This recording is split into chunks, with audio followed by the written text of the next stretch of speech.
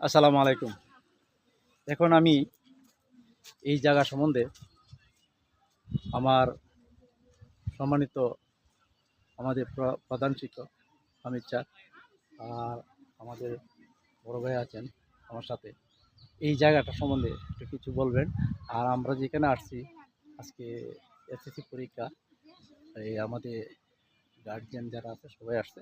আর এই জায়গাটা সম্বন্ধে কিছু বলবেন, জায়গা পরিবেশটা কেমন বলেন স্যার, আপনি একটু জোরে বলবেন।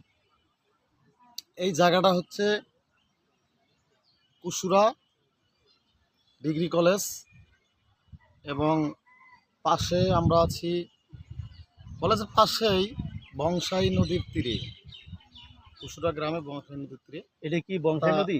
জি, এটা হচ্ছে বংশাই নদী। ও আচ্ছা, বংশাই নদী তাহলে এটা কি এই যে আমাদের যে বলিভদ্র বাজারে সেই নদীর সাথে এটা কি জয়েন্ট? এটা তো বংশাল নদী।